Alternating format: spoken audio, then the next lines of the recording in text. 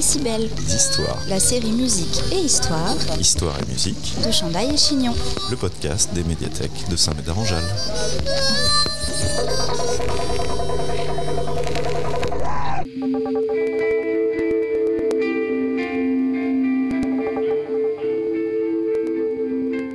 Au sommaire de ce numéro de Décibels Histoire, un guide de voyage, des routes dangereuses, une brillante idée, des salles de concert interdites, des théâtres de prestige et des stations-service. Esso.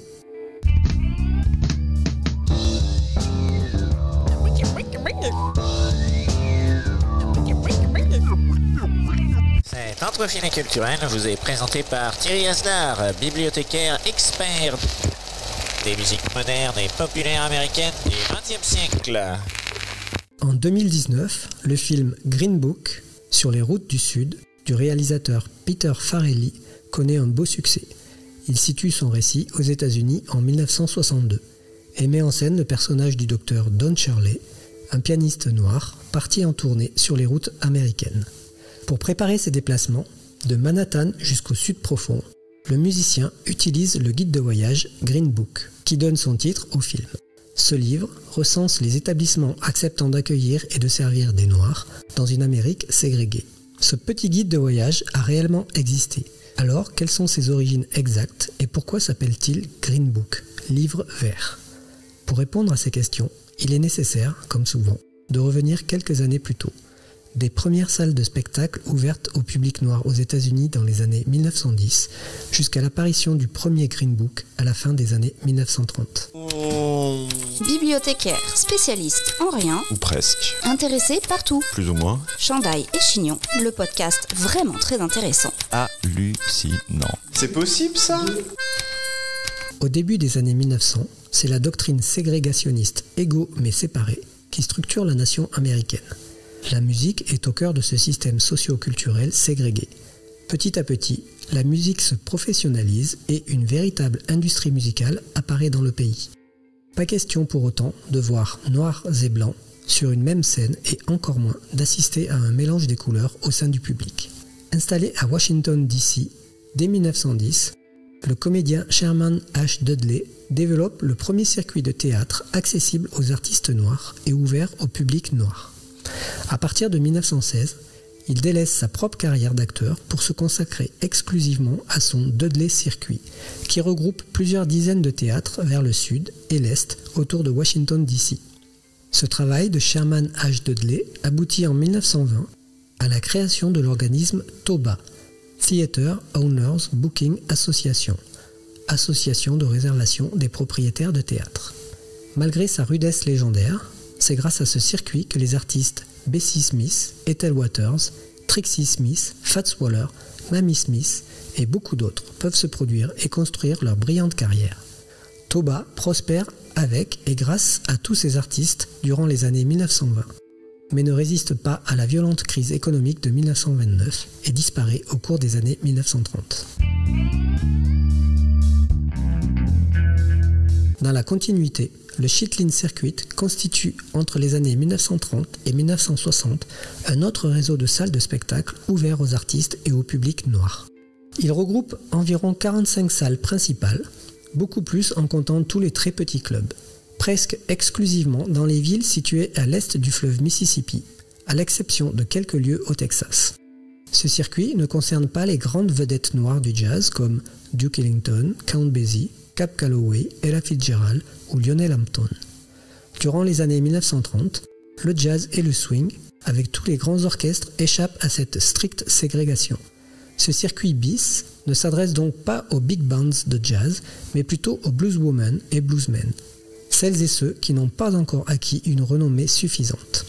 De petites salles rudimentaires, le Chitlin Circuit évolue et commence à proposer des lieux plus remarquables et même quelques théâtres de prestige dans les plus grandes villes.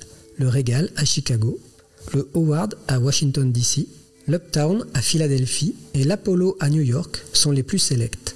Se produire dans l'un de ces 4 théâtres signe la réussite pour les artistes. Décibels Histoire. La série musique et histoire. Histoire et musique. De Chandail et Chignon. Le podcast des médiathèques de Saint-Médard-en-Jalles.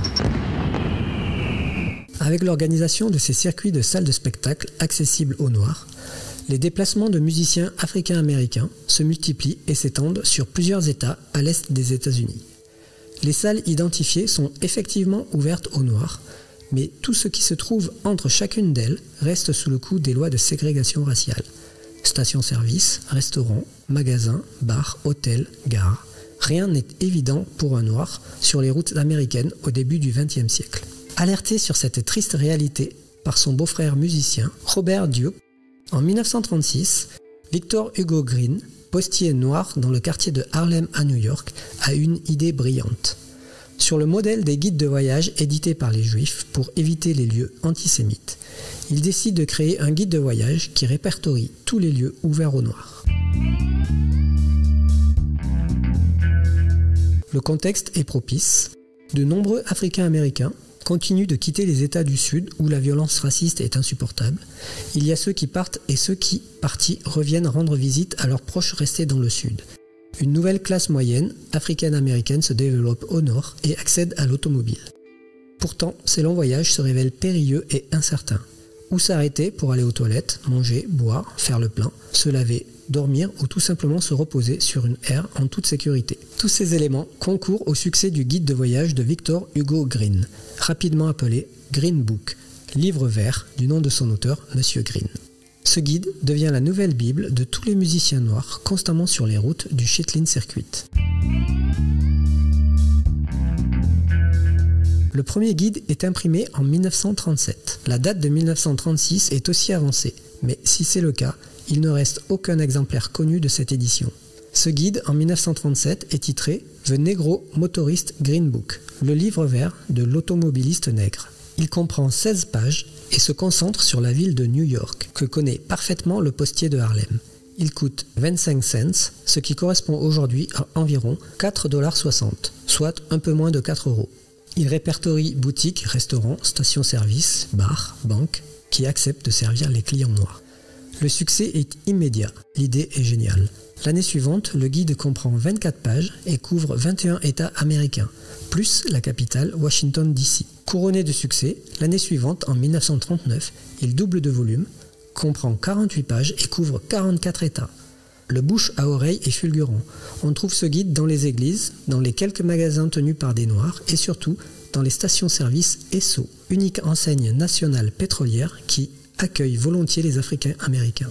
Esso est la prononciation phonétique des lettres S et O pour Standard Oil, la compagnie pétrolière de John Davison Rockefeller. Durant les années 1940, un tiers du personnel des stations-service Esso est africain-américain. Année après année, le guide s'étoffe. En 1952, il est rebaptisé The Negro Traveler's Green Book, le livre vert du voyageur nègre, puisqu'en plus de la voiture, il prend aussi en compte les voyages en train, bus et avion. En 1960, le terme nègre disparaît de son titre et il se rebaptise à nouveau The Traveler's Green Book, le livre vert des voyageurs. Il n'est pas aisé de déterminer combien de guides sont vendus chaque année. Le chiffre de 15 000 exemplaires annuellement est le plus répandu. Celui de 2 millions pour la seule année 1962 est aussi parfois avancé. Possible, puisque la période entre 1960 et 1963 est celle de son plus grand succès. Ce n'est donc pas un hasard si le film Green Book se déroule précisément en 1962. Le guide comprend alors 128 pages et coûte 1,95 $. Parmi les milliers d'adresses répertoriées, on peut symboliquement relever celle du Lorraine Motel à Memphis, où Martin Luther King Jr. est assassiné en 1968. Le Green Book est édité chaque année entre 1937 et 1966, à l'exception des années 1942, 43, 44 et 45, durant la Seconde Guerre mondiale, et de l'année 1965. Il se présente sous un format de livre de poche entre 12 et 18 cm, en fonction des différentes éditions. Victor Hugo Green meurt le 16 octobre 1960. C'est ensuite sa femme, Alma Green, qui continue de préparer et publier le guide. Il n'est plus publié à partir de 1966, puisque les lois de ségrégation raciale sont officiellement déclarées anticonstitutionnelles aux États-Unis. Semez vos envies et cultivez votre curiosité en attendant le prochain podcast des médiathèques de Saint-Médard-en-Jalles. Abonne-toi. C'est comme ça que tu l'avais imaginé? Non, c'est pas top, c'est pas top. Ça c'est moche ça. Ça c'est très très moche. Décibel, Histoires. la série musique et histoire Histoire et musique. de Chandail et Chignon. Le podcast des médiathèques de Saint-Médard-en-Jalles.